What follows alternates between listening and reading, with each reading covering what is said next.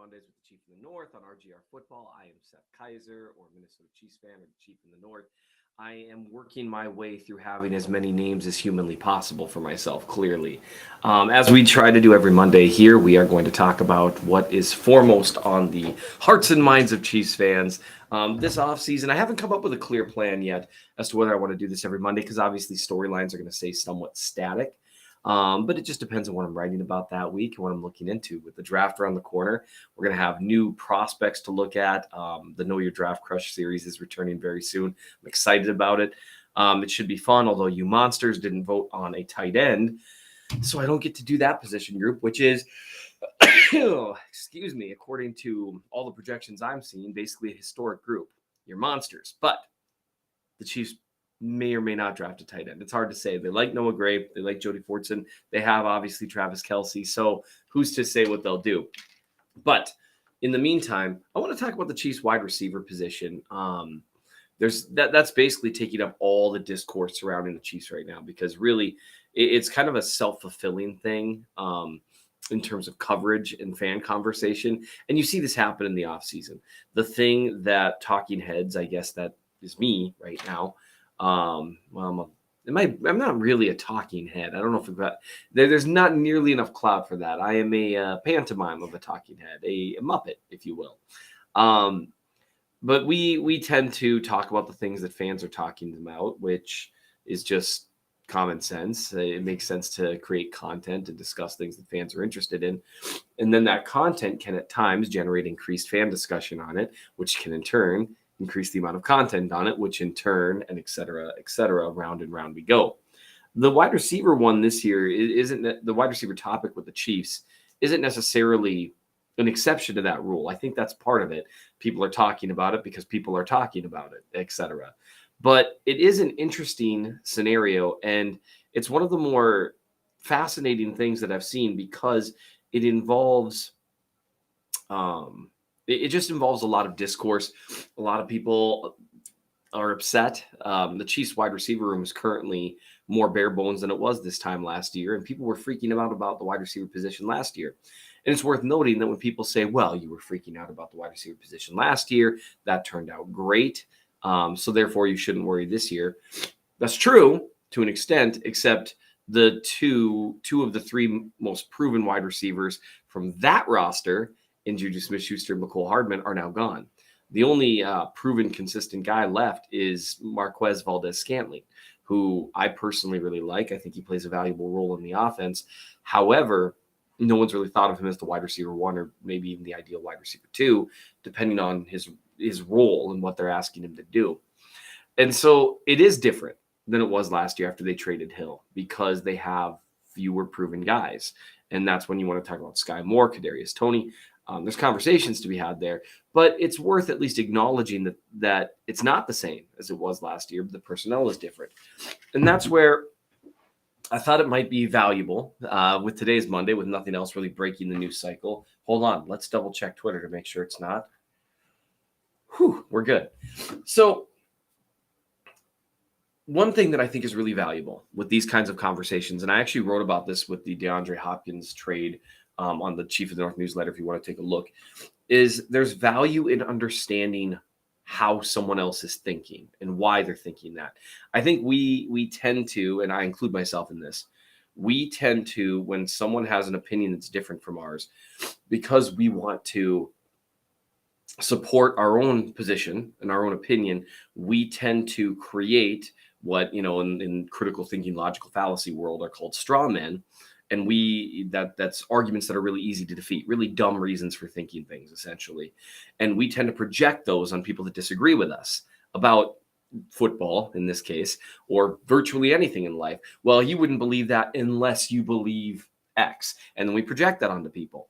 And it really is no different with how we talk about football than how people tend to talk about, insert here, whether it's politics, religion, whatever topic you want to, the best kind of pizza. It's like, you wouldn't like that kind of pizza unless you have garbage tasting sauce. We project the worst reason someone would have for doing something, or the dumbest reason one would have to do something, because that strengthens our position. It's just a natural thing to do. a way to fight that is to try to understand why someone else would think the way that they're thinking. And so it's almost always valuable to ask yourself, why would I support that position? Why would I? And so let's take with what the Chiefs are doing right now. Why would I, and this is when I say I'm talking about you. So ask yourself, if I were Brett Veach, why would I stand pat at the wide receiver position? What would my rational reasons be? And by asking ourselves that, we can at least maybe come up with an idea as to why people might be thinking what they're thinking. And in the world of debate, then come up with counter arguments to that. And that's what I wrote about a little bit with the DeAndre Hopkins piece in terms of both sides of that debate, because I think there's valid points on both sides. So, it's just an interesting thing because it's very easy to enter a world where there's literally no valid reason someone would disagree with me. Never. Wow, that's probably not true. As much as I would like to think of myself as the smartest guy alive, people have great reasons for disagreeing with me all the time. And I often hear them on Twitter, and I discover, well, yeah, maybe I didn't really think that through. And so I wrote about this, and by the time you're watching this, it's going to be out in the Chief North newsletter. Basically, what might the Chiefs be thinking? Why would they approach wide receiver in the way that they're thinking?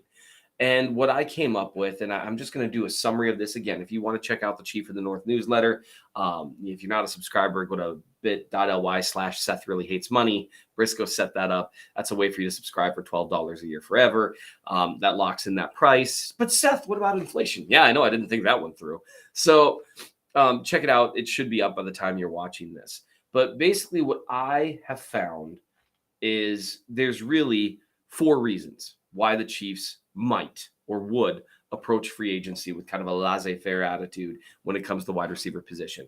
And so I'm just going to talk about each one of those briefly I'm going to go in reverse order. I'm going to go from the least likely to what I think is the most likely reason why they would be doing this. The least likely, in my opinion, is they're planning on going a new direction with Mahomes and the plan for the offense. Maybe they've decided to zig when the rest of the NFL world is zagging. They've decided, well, with Patrick Mahomes and a good offensive line and Travis Kelce, we don't need to invest at the wide receiver position because we've now seen, 2022 is proof of concept. We can have the best offense in the NFL without having a true wide receiver one. We have multiple decent guys, and it works out just fine. There's a reason I don't necessarily buy into this. I could see the Chiefs thinking that. We already talked about how the wide receiver room did look a little different last year than it does right now. But I do think there's at least a legitimate point to be made that the presence of Mahomes, Kelce, Andy Reid, this offensive line, and Isaiah Pacheco now, you saw what it did. And I'm not going to join team, running backs, they don't move the needle a ton, but in the right circumstances, you could see with Pacheco how the ability to run the ball well move the needle for the Chiefs last year. But you could argue that with all those guys they have in place, they don't need to invest as heavily at that position, especially with Mahomes being completely unique, along with Andy Reid being completely unique and Travis Kelce being completely unique. That's one reason.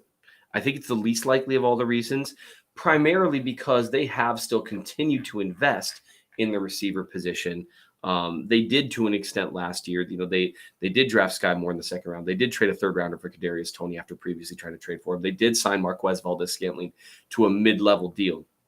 They did sign Juju Smith-Schuster to a deal that wasn't too risky for them, but did incur some risk. So they were still, even last year when they hardly put any resources into the position, still put a fair amount of resources into the position. And so I don't think that's the reason, but that could be one reason. A second reason is that one of the rumors that's going around, that's going to come true. They're counting on it. And that would be Odell Beckham Jr. or DeAndre Hopkins or some other, potential more wide receiver one that they've been either rumored to or not rumored to at all. There's no connection there at all. With the Chiefs, they tend to keep things kind of quiet. There could be someone they're pursuing that we have no idea about. I think that's much more likely than the last one. But it still, to me, is a little bit less likely than actually, there was one more I was going to do first. I flipped them. Ignore the one that I just said. Well, actually, don't. I think that's the second most likely thing. I think they've got a plan to do something aggressive with a veteran receiver. I think they're waiting on Odell Beckham Jr. for him to make a decision. Now, by the way, when I'm saying these things, I'm not saying it's the right idea or the wrong idea. I'm just saying these are the possibilities. So the first one, that they're planning on going a new direction in terms of how they invest based on the current makeup of the roster. The second one, they plan to be aggressive in terms of acquiring a veteran that we've either heard rumors about or haven't heard rumors about. I think that's the second most likely one. I skipped one that I think is a little less likely, and that is that they plan on being aggressive for wide receiver in the draft. They are thinking, up, we're going to trade up, or we're going to take multiple receivers. We're going to do something in the draft. Now, building through the draft is the most sustainable way to build talent on your team. It's cheap talent. There's some good receivers in this draft. There's some guys that on first glance I really like that could help the offense. It's tough, the wide receiver position being a premium one when you are drafting at the end of the first round every year. That's difficult. The other side of things also is that Andy Reid's offense is notoriously difficult for first-year players to learn, which would make you doubt whether that's a solution for 2023 to an extent. So that's why, to me, that's my third most likely scenario. But it is a scenario that potentially exists. So here's our scenarios in ascending order of likelihood. They've decided to really shift their investment allocation or their resource allocation away from wide receiver because of the unique construct of the roster. They plan to be aggressive with the draft in terms of wide receiver. One of those rumors we're hearing or something similar to it may be true. I actually think probably the most likely answer, as much as I'm not sure about it, is that they're higher on the known in-house talent than the fan base is. That's the most likely answer, is that they think Kadarius Toney and Sky Moore are ready to take another step forward in the offense. And they think that those guys, along with Marquez Valdez-Scantling and maybe, a draft pick or a roster churn type guy, are able to carry the load more than people think. We've heard rumors that they view Toney as a wide receiver one type. Andy Reid recently said he expects Sky Moore to step up. And maybe even some of the more unknown type guys. Everyone wants to talk about, Justin Ross. Man, I hope he just kills it. Everyone wants to talk about, there's guys that are churning on the bottom end that maybe one of them they've seen that they said, nope, we think this guy has it. It's hard to say, but that does seem like the most likely reason they would be comfortable setting a price on guys that they could have gotten. They could have retained Juju Smith-Schuster at the price he was signed for. They could have signed Myers. They could have signed any of the receivers in this year's class and kept them around. But they've been very set on the prices that they're willing to pay. And to me, the most likely reason that they would have is that they're higher in the in-house talent than the fan base is overall. Those are the four reasons that you have that the Chiefs could be going the route that they're going. I think we'll have a lot more clarity on that once the draft arrives.